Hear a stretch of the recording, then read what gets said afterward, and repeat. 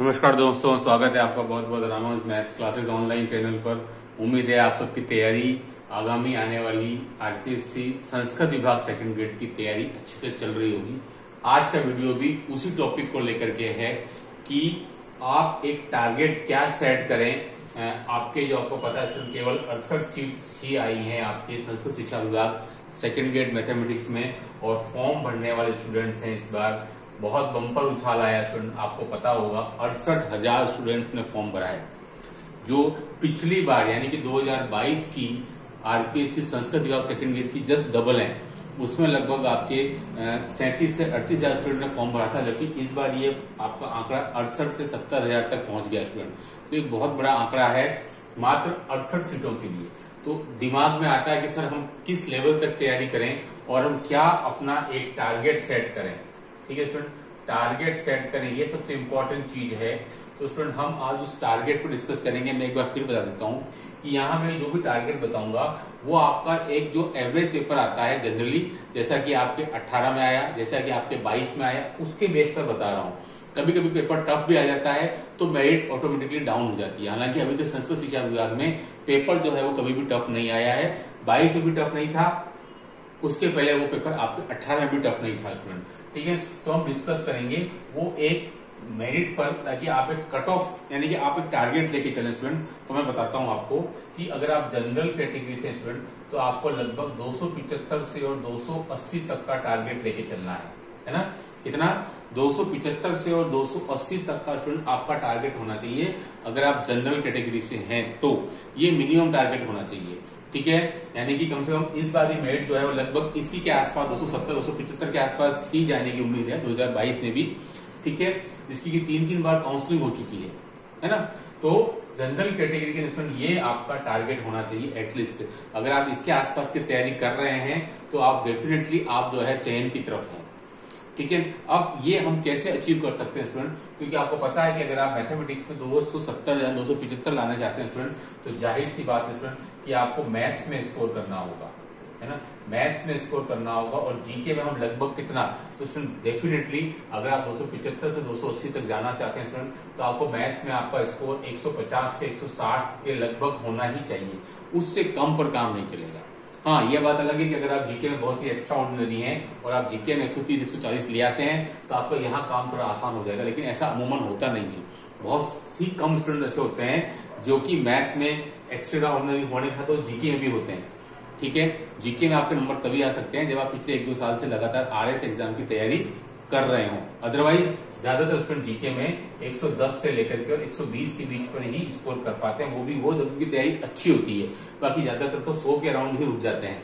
ठीक है सर, तो यहाँ आपको 110-120 से भी काम नहीं चलेगा, आपको कम से कम 120 प्लस रखना पड़ेगा आपका टारगेट जीके के अंदर, और नॉट डेफिनेटली वो आ भी सकता है। और मैथमेटिक्स में स्टूडेंट आपका टारगेट रहना चाहिए 150 से 160, यानी कि आप समझ सकते हैं कि 150 to 160 है, तो आपको आउट ऑफ 150 कितने क्वेश्चन एटलीस्ट सही करने पड़ेंगे स्टूडेंट, तो वो आंकड़ा आपका जाएगा 80 से 85 के आसपास। ये सही वाला आंकड़ा है। आप कितने क्वेश्चन करते हैं वो बात अलग है, क्योंकि डेफिनेटली अगर आप 90 क्वेश्चन करते हैं तो उसमें से 5-7 क्वेश्चन डेफिनेटली गलत निकलते हैं स्टूडेंट। ठीक है, तो संस्कृत शिक्षा विभाग में अगर आप तैयारी कर रहे हैं तो आपके पास में मार्जिन ऑफ एरर बहुत ही कम रह जाता है, क्योंकि स्टूडेंट आपको पता है कि सीट्स की संख्या बहुत कम है, 68-69 है, इसमें जनरल कैटेगरी की इससे भी आधी रह जाती है। तो मेरिट भी हाई है और आपको मैथमेटिक्स का एक टारगेट सेट करना है। अगर आपने इस टारगेट के आसपास भी अगर आपके नंबर आ जाते हैं तो सामान्य शिक्षा विभाग में आपकी स्थिति बहुत सुदृढ़ हो जाएगी।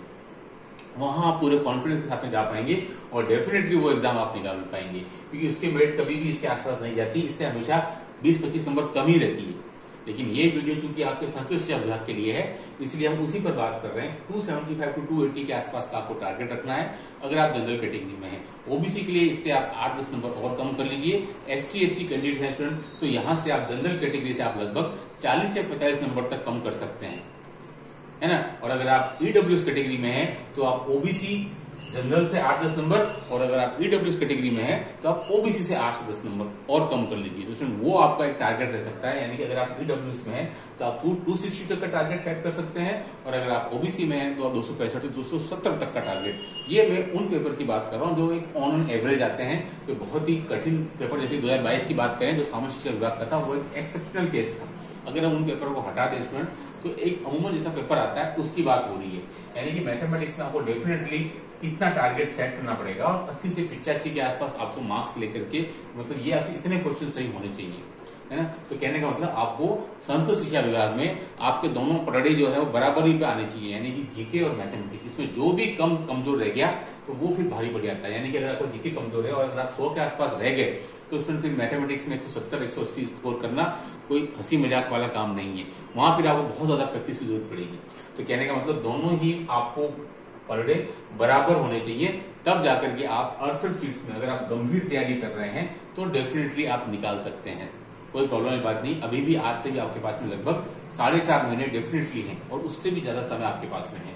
इतना समय अगर आज से शुरू करता है तो उसके लिए तो नहीं है, लेकिन जो पिछले 3-4 महीने से जो स्टूडेंट लगातार तैयारी कर रहे हैं वो डेफिनेटली इसको निकाल सकते हैं। लेकिन वीडियो बनाने का उद्देश्य था कि आप एक टारगेट सेट करें। आपके दिमाग में टारगेट ही नहीं है कि मुझे वहां तक पहुंचना है, वो मेरा अचीव है, तो फिर आप कैसे उस तक आप मेहनत कर पाएंगे।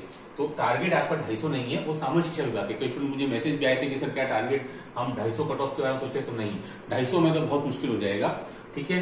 250 नहीं जाती है लगभग संस्कृत शिक्षा विभाग की, हर बार 260 या 262 भी गई है। तो स्टूडेंट आपको टारगेट इसके अराउंड सेट करना है, इससे अबव हो तो बहुत अच्छी बात है, वो तो पेपर पर डिपेंड करेगा, लेकिन आपके दिमाग में एक होना चाहिए कि मुझे अमूमन इतना जाना है, और यही आपको आगे ज्यादा पढ़ने के लिए इंस्पायर भी करेगा, यानी कि आपको प्रेरित भी करेगा कि हमारी मेहनत इतनी होनी ही चाहिए, तभी हमको जाकर के वो हम अपना टारगेट अचीव कर पाएंगे। तो स्टूडेंट ये था कि जनरल कैटेगरी में है, मैं आपको ओबीसी का बता दिया, 8-10 नंबर कम कर लीजिए।